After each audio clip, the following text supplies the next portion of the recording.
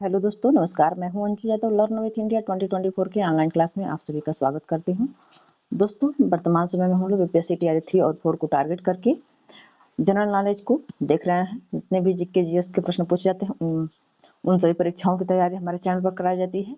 और जो ये प्रैक्टिस सेट लिया गया है एनसीईआरटी और एससीईआरटी है, यदि दोस्त आप यूपीएससी टीआरई 3, 4, सीटेट, यूपीटेट या सुपर टेट या अन्य एग्जाम जहां पर जीके जीएस के प्रश्न पूछे जाते हैं, यदि आप उन परीक्षाओं की तैयारी करना चाह रहे हैं, कंप्लीट जीके जीएस की तैयारी करना चाह रहे हैं, तो आप हमारे चैनल लर्न विथ इंडिया से जुड़ करके अपनी तैयारी को उधार देख सकते हैं। और दोस्तों, यदि आप डेली बेस पे पीडीएफ प्राप्त करना चाह रहे हैं तो मेरे Telegram channel learn with India official से जुड़ करके डेली बेस पे पीडीएफ प्राप्त कर सकते हैं। दोस्तों, चलते हैं अपने मेन टॉपिक की तरफ। आज हम लोग टॉप 30 प्रश्नों को देखेंगे जो जीके और जीएस के प्रश्न होंगे। चलिए चलते हैं। आज का पहला प्रश्न है, भारतीय राष्ट्रीय कांग्रेस के प्रथम मुस्लिम अध्यक्ष थे बदरुद्दीन तैयबबाजी, अबुल कलाम आजाद, रफी अहमद किदवई या हकीम अजमल खान। तो भारतीय राष्ट्रीय कांग्रेस के प्रथम मुस्लिम अध्यक्ष बदरुद्दीन तैयबबाजी थे। ऑप्शन नंबर ए सही होगा। प्रश्न नंबर 2 है, साइमन कमीशन के विरुद्ध प्रदर्शन में लाठीचार्ज से लगी चोटों से किस नेता की मृत्यु हो गई थी। प्रश्न दिया है, साइमन कमीशन के विरुद्ध प्रदर्शन में लाठीचार्ज से लगी चोटों से किस नेता की मृत्यु हो गई। Doctor Kitchlu, doctor Satyapal, Lala Lajpat Rai, Govind Ballabh Pant. तो लाला लाजपत राय का साइमन कमीशन के विरुद्ध प्रदर्शन में लाठीचार्ज से लगी चोटों से मृत्यु हो गई थी। ऑप्शन नंबर सी सही होगा। प्रश्न नंबर 3 है, लोकसभा द्वारा पारित धन विधेयक को राज्यसभा विचार विमर्श के लिए कितने दिनों तक रख सकती है। 10 दिनों तक, 12 दिनों तक, 14 दिनों तक, 16 दिनों तक। तो लोकसभा द्वारा पारित धन विधेयक को राज्यसभा में विचार विमर्श के लिए 14 दिनों के लिए रख सकती है। प्रश्न नंबर 4 है, प्रायद्वीपीय भारत का सबसे दक्षिणी बिंदु कन्याकुमारी स्थित है। कहाँ पर स्थित है। भूमध्य रेखा के दक्षिण में, मकर रेखा के दक्षिण में, भूमध्य रेखा के उत्तर में, कर्क रेखा के उत्तर में। एक बार इसको मैप के माध्यम से क्लियर कर लेते हैं। हमारे भारत की स्थिति यहाँ पे है, यहाँ पे भूमध्य रेखा है और हमारे भारत को बीचों बीच से कर्क रेखा काटती है। जो भूमध्य रेखा के उत्तर में हमारा भारत स्थित है। तो ऑप्शन नंबर सी सही होगा। कन्याकुमारी भूमध्य रेखा के उत्तर में तथा कर्क रेखा के दक्षिण में स्थित है। यहाँ पे कर्क रेखा है, तो कर्क रेखा के दक्षिण में कन्याकुमारी स्थित है और भूमध्य रेखा के उत्तर में स्थित है। प्रश्न नंबर 5 है, निम्नलिखित समुद्री धाराओं में से कौन सी अटलांटिक महासागर की धारा नहीं है। अगुलहास, लैब्राडोर, फ्लोरिडा, कनारी। जो अगुलहास है ये हिंद महासागर की जलधारा है। लैब्राडोर, फ्लोरिडा और कनारी ये तीनों अटलांटिक महासागर की धाराएं हैं। ऑप्शन नंबर ए सही होगा। प्रश्न दिया है 6, नाथुला दर्रा भारत किस राज्य में स्थित है। अरुणाचल प्रदेश, असम, सिक्किम, मेघालय। तो जो नाथुला दर्रा है सिक्किम राज्य में स्थित है। दोस्तों, यदि दर्रा से संबंधित प्रश्नों को देखना चाह रहे हैं तो मैं इसका क्लास करवाई हूँ, आप वहां से जाकर क्लियर कर सकते हैं, जिसका लिंक मैं डिस्क्रिप्शन बॉक्स में दे दूंगी। काकोरी, प्रश्न नंबर 7 है, काकोड़ी षड्यंत्र केस किस वर्ष हुआ था। 1920 में, 1925 में, 1930 में, 1935 में। जो काकोड़ी षड्यंत्र था 1925 में हुआ था। ऑप्शन नंबर बी सही होगा। प्रश्न नंबर 8 है, ब्रेल लिपि के जनक हैं Charles Braille, Louis Braille, Barbier Braille, इनमें से कोई नहीं। तो ब्रेल लिपि के जनक लुई ब्रेल हैं। ऑप्शन नंबर बी सही होगा। प्रश्न नंबर 9 है, राष्ट्रीय अस्थि विकलांग संस्थान स्थित है कहाँ पर है। देहरादून में, मुंबई में, सिकंदराबाद में, कोलकाता में। तो जो राष्ट्रीय अस्थि विकलांग संस्थान है कोलकाता में स्थित है। प्रश्न नंबर 10 है, खाने वाला नमक किससे बनता है। कमजोर अम्ल और कमजोर क्षार से। ऑप्शन नंबर बी है मजबूत अम्ल मजबूत क्षार से। ऑप्शन नंबर सी है कमजोर अम्ल और मजबूत क्षार से। ऑप्शन नंबर डी है मजबूत अम्ल और कमजोर क्षार से। तो खाने वाला नमक मजबूत अम्ल और कमजोर क्षार से मिलकर बनता है। प्रश्न नंबर 11 है, यदि किसी पिंड की गतिज ऊर्जा अपने प्रारंभिक मान का 4 गुना हो जाए तब नया संवेग क्या होगा। प्रारंभिक मान के 3 गुना हो जाएगा, प्रारंभिक मान के 4 गुना हो जाएगा, प्रारंभिक मान के 2 गुना हो जाएगा या अपरिवर्तित रहेगा। तो यदि किसी पिंड की गतिज ऊर्जा प्रारंभिक मान के 4 गुना हो जाएगा तो नया संवेग प्रारंभिक मान का 2 गुना हो जाएगा। ऑप्शन नंबर सी सही है। प्रश्न नंबर 12 है, ध्वनि तरंग की प्रकृति होती है अनुप्रस्थ, अनुदैर्ध्य, विद्युत चुंबकीय, उपरोक्त में से कोई नहीं।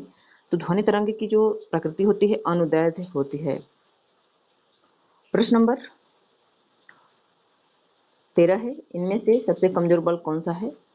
विद्युत बल, चुंबकीय बल, न्यूक्लियर बल, गुरुत्वाकर्षण बल। तो इनमें सबसे कमजोर बल गुरुत्वाकर्षण बल होता है। प्रश्न नंबर 14 है, निम्नलिखित में से कौन सा कारक बालक के विकास को प्रभावित करता है? चोट और रोग और चोट, अंतःस्रावी ग्रंथियां, पौष्टिक भोजन और उपयुक्त सभी। तो बालक के विकास को रोग और चोट भी प्रभावित करेगा, अंतःस्रावी ग्रंथियां भी प्रभावित करेगा और पौष्टिक भोजन भी प्रभावित करेगा, इसलिए ऑप्शन नंबर डी सही होगा। प्रश्न नंबर 15 है, भारत में राष्ट्रीय खेल दिवस कब मनाया जाता है? 25 मई को, 29 जून को, 29 अगस्त को, 29 जुलाई को।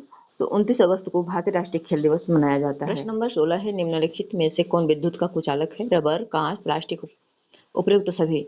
रबर, कांच, प्लास्टिक ये सभी विद्युत का कुचालक है, ऑप्शन नंबर ए सही होगा। प्रश्न नंबर 17 है, वायुमंडलीय दाब को किस यंत्र से मापते हैं? बैरोमीटर से, एनीमोमीटर से, हाइड्रोमीटर से, उपयुक्त में से कोई नहीं। तो जो वायुमंडलीय दाब है उसे बैरोमीटर से मापते हैं, ऑप्शन नंबर ए सही होगा। प्रश्न नंबर 18 है, आरबीसी का कब्रिस्तान कहा जाता है? यकृत को, प्लीहा को, अग्न्याशय को, अस्थि मज्जा को। तो जो आरबीसी का कब्रिस्तान है इसे प्लीहा को कहा जाता है, ऑप्शन नंबर बी सही होगा। प्रश्न नंबर 19 है, रुधिर का वर्गीकरण प्रस्तुत किया गया? कार्ल लैंड स्टीनर को, कार्ल वान लिनियस को, विलियम हार्वे को, उपयुक्त में से कोई नहीं। तो रुधिर का वर्गीकरण कार्ल लैंड स्टीनर को द्वारा प्रस्तुत किया गया था, ऑप्शन नंबर ए सही होगा। प्रश्न नंबर बी है, मानसून किस भाषा का शब्द है? तो मानसून न तो तुर्की भाषा का है, न चीनी, न पुर्तगाली, ये अरबी भाषा का शब्द है, ऑप्शन नंबर बी सही होगा। मानसून अरबी भाषा का शब्द है। प्रश्न नंबर 21 है, किस नदी को बिहार का शोक कहा जाता है? गंडक को, कोसी को, गंगा को, दामोदर को। तो गंडक को और कोसी को बिहार का शोक कहा जाता है, जबकि बंगाल को दामोदर का शोक कहा जाता है। दामोदर को बंगाल का शोक कहा जाता है। प्रश्न नंबर 22 है, साबुनीकरण क्या है? मतलब साबुनीकरण है क्या है? तेल तथा या बसा को सोडियम हाइड्रोक्साइड के घोल में गर्म करना, तेल या बसा को अमोनियम हाइड्रोक्साइड में घोल में गर्म करना, तेल या बसा को अम्लीय घोल में गर्म करना, उपयुक्त में से कोई नहीं।